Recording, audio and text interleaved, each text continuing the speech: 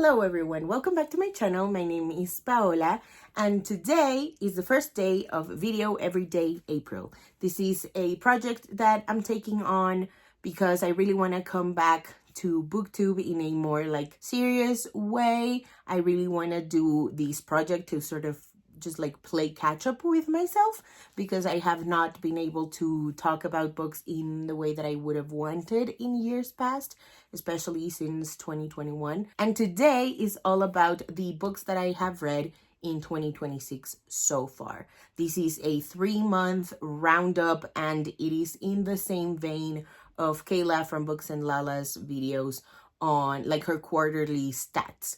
And so today I bring you exactly that. Without any further ado, these past 3 months, I have read 33 books, 14 in January, 6 in February, and 14 in March. Of those 33 books, the total, by the way, the total pages read were 10,527 pages. Out of those 33 books, 16 are books that I don't own, 14 books I do own, and 3 of them are e-arcs. In terms of format, I read 8 audiobooks, 10 digital books, 3 physical books, and 12. The mix is either ebook and audiobook or physical and audiobook. And this time around, I am keeping track of how many indie books I have read. And so far in the year, I have read 8 indie books and 25 traditionally published books. For indie, I feel like I'm gonna have to be a lot more diligent. I mostly mean self-published works, but I also mean books by small presses as opposed to purely independent book publishers, because I think, for example, Kensington is a really, really large publisher and it is independent. For genre, this is exciting, I guess. I have read a total of 12 contemporary romances, which is, I guess, no surprise. I really do love contemporary stories. I've read 8 purely contemporary novels, 5 fantasy books, which is also a statistic I would not have if I had not been planning for Video Everyday April, 2 historical novels, 2 monster romances, 1 horror, 1 mystery, 1 thriller, and 1 classic. Next up, I'm going to talk about the projects and the categories that these books fit into. Some books fit into multiple, and I'll fill you in as we go along. So these first 2 books that I have here, I put in the series category. They are the 12 Days of Dash and Lily and Mind the Gap, Dash and Lily by Rachel Kahn and David Levithan. They are the 2 final books in the Dash and Lily trilogy. Survive the Night by Danielle Vega and Showstopper by Lily Anderson I read for Winterween, which is a biannual readathon that happens every January and every July, I'm pretty sure. And it's all about reading scary horror books. And so Survive the Night fulfilled the prompt of read a horror or a thriller book, and Showstopper fulfilled the prompt of read a book with red or blood on the cover. These next 2 books, I don't know how to properly talk about them. They are For the Plot by Emily B. Rose and Dance With Me by Alexis Daria. This is from a semi-failed nostalgia-themed readathon that I called Nostalgiathon for myself. I really wanted to do a video talking about the readathon because it was supposed to inform my reading for an entire year, but I wanted to do the Video Everyday April, and so I couldn't really fit those books into the nostalgia theme of it all. I can talk about the Nostalgiathon, the semi-failed Nostalgiathon, in a new video if you're interested. It was just basically gathering a bunch of readathons and spinning a wheel. It'll tell me what readathon I should be sort of trying to replicate for the week and attempt to read 2 books that fit into 2 different prompts from those original readathons. But again, I was just very much into the idea of doing Video Everyday April. And because of some of the videos that I'm going to be posting and that I'm going to be filming, I couldn't continue on with Nostalgiathon, but I can pick it back up. I don't know. Maybe it'll happen. The next category is old e-arcs. So this happened because in an attempt of getting my reading life in some kind of order, I categorized my arcs in 3 different ways. I have my old e-arcs, my current e-arcs, and my advanced listening copies that I got from Libro FM way back when. Old e-arcs is basically just books that are no longer affecting my NetGalley feedback ratio. And so for that, I read Witchlings by Claribel A. Ortega and Self-Made Boys by Anna Marie McLemore. I also got to read Broken Boys by Bryn Renee. This was never on NetGalley, I don't think. I must have gotten it from Bryn herself. The next category is new releases. This was in an effort to go back to doing author interviews. Again, that wish was a little stalled because of the Video Everyday April planning. So anytime, basically, this was the original plan. Anytime Gabby from Gabby Loves Books, whom I just adore, I will leave a link to her Instagram in the description below. Anytime she posted a new releases carousel, I would look it up on Storytel, which is my audiobook app of choice, and see if I could read it within the week so that I could pitch an interview with the author. And so far, I have interviewed Samantha Markham and Biano Onyomo. I really wanted to interview Liara Tamani, but I don't know, it hasn't worked out. She's been really busy. She's been going to a bunch of book fests, and I'm really happy for her. The next project that I took on, I just call it the Indies video. I read Plie by A.H. Cunningham, Sabbatical by Katrina Jackson, and What a Match by Mimi Grace. And this is in preparation for a future video indie series where I talk about indie authors, and I really wanted to read at least 3 books per author that I would recommend. And so these were the ones that I started with. Next up, I read the first 5 volumes in the Heartstopper series by Alice Oseman and the first book in the Maxton Hall trilogy by Mona Kasten. This is also for a future video all about tier ranking TV adaptations of books that I have read. And I really wanted more shows to talk about, and so I tackled these 2 series. And then I buddy read Just Friends by Hailey Pham. The next category I just called the Wish video. This is again prep for 2 future videos all about the Grishaverse. I really want to talk about the characters, the TV show. I'll talk about it more in that proper video, otherwise I'm gonna ramble on and on for this one, and I don't want to spoil anything. But yes, I reread Shadow and Bone, Siege and Storm, Ruin and Rising, and Six of Crows by Lee Bardugo in preparation for these videos. I really cannot wait to get onto Crooked Kingdom. And finally, the 2 books that fit into my current e-arcs, aka books that currently affect my NetGalley feedback ratio, were Showstopper by Lily Anderson and Save Me by Mona Kasten. And finally, we've arrived at the novels that I have reread. I have 2 categories for these. One is the random rereads, very self-explanatory, and the 4 remaining novels, which were Survive the Night by Danielle Vega, Dance With Me by Alexis Daria, Rebel by Beverly Jenkins, and The Hate You Give by Angie Thomas, were a part of a thing I called Project Reread. These are specific books that I chose to reread for a project that I started in 2021. And again, I'll talk about that more in a video about my 2021 reading year. Now on to my favorites. This is a very exciting thing. I have ranked them, and so at number 5, I have my reread of The Hate You Give by Angie Thomas. I really love this book. I feel like at the first time that I read it, which was 2018, I found it really powerful and very important to have. At that point, I hadn't really been to a protest or done really anything that was as politically engaged. And so I just experienced it in a kind of like removed experience. Again, I really loved it, but I didn't really see how applicable it is for real life. I just feel like it got me in a different mindset, and I wasn't really expecting that. Plie by A.H. Cunningham at number 4. My God, this book is so hot. It's so good. It's about a dance teacher who sort of dabbles in sub work at a club.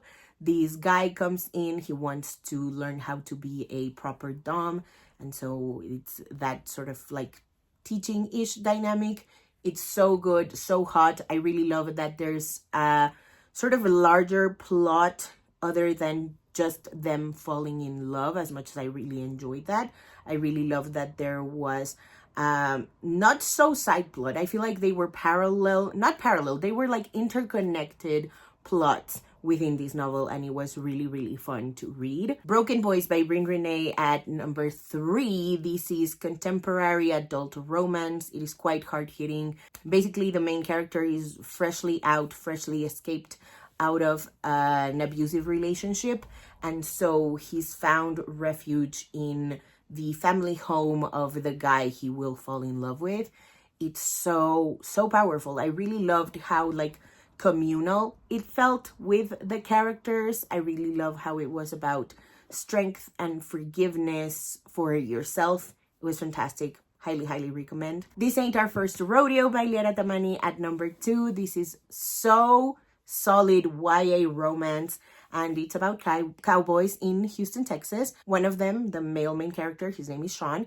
He is a bull rider, and his sort of interpersonal conflict revolves around the fact that he doesn't really know if he wants to keep doing the bull riding thing, but his stepfather relies on him a lot financially, and so there's that sort of friction there. And the girl main character is called Josie. She is the daughter of 2 restaurateurs, and she's kind of being trained / expected to follow up in those footsteps, or follow in their footsteps. Sorry, English is hard.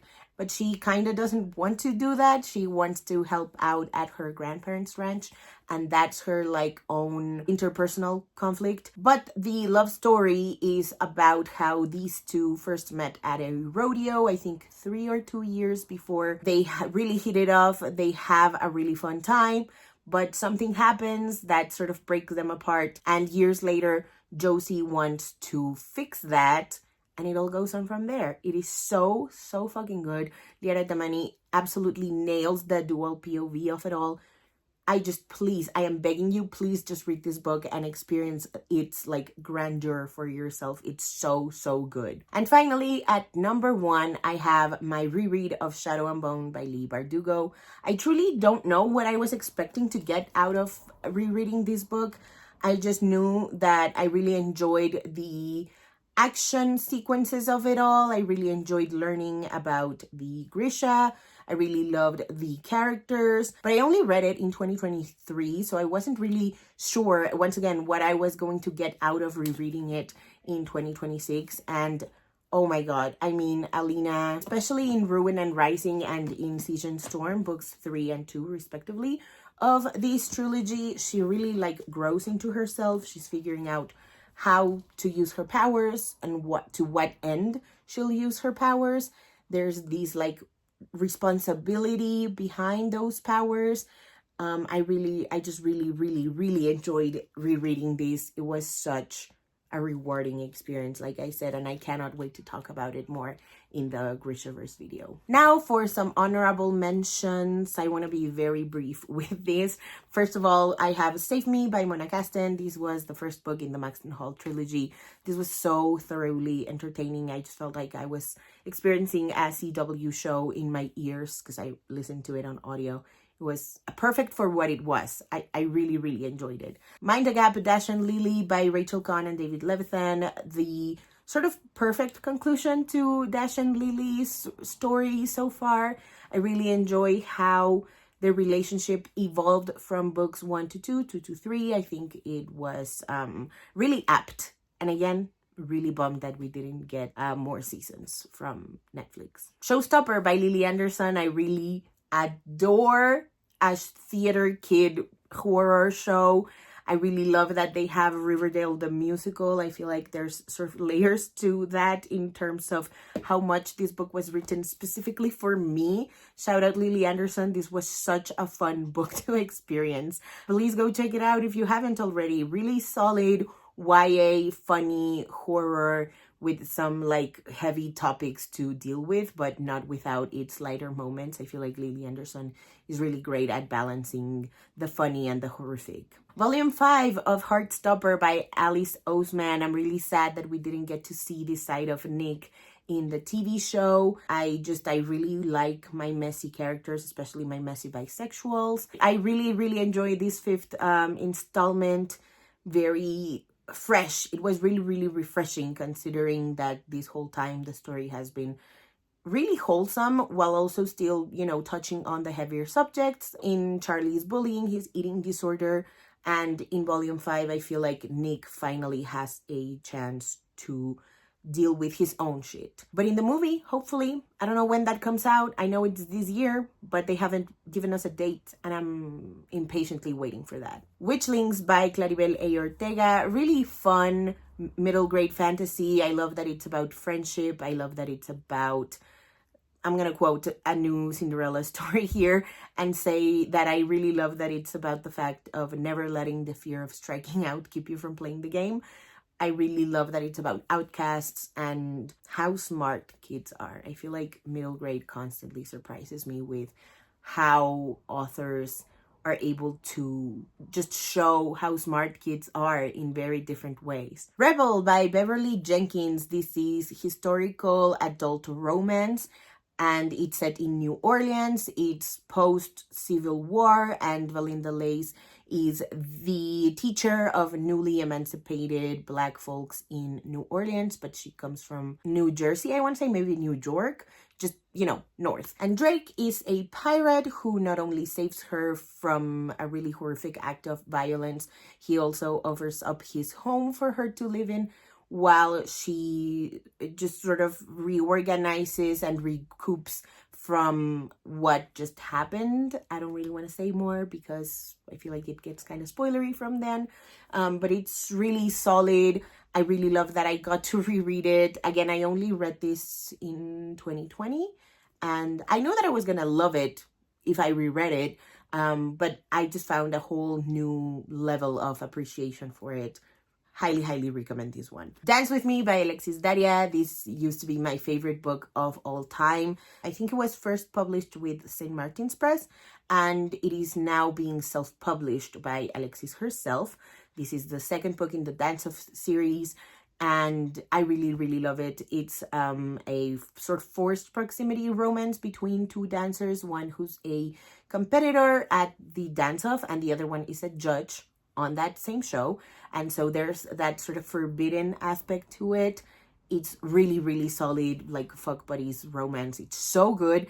I really love that in this one we got to see more of the characters in the flashbacks. And finally, Sabbatical by Katrina Jackson. I love this book so much. This is workplace romance between two college teachers, and it's so adult. Like, I feel like a lot of books don't talk about what it is to just like be tired, being exhausted of your job in a sort of more realistic way. I don't like using that word when I describe books, but I do feel like Sabbatical feels a lot more grounded in reality than other romance books. And that's not a dig at anyone. This one felt very contemporary, very like burnout. I'm tired. I really need to go to Home Depot and get my shit in order. It's just so good. It's really fun. I love that we have a yearner as the male main character. I really love that we have a sort of prickly, no-nonsense female main character. Their dynamic was very, very fun. The steamy scenes were also really fun. Alrighty, so that is it for today's video. Thank you guys so much for watching. Don't forget to like and subscribe if that's your kind of thing. Thank you so much once again, and I'll see you in the next one. Bye.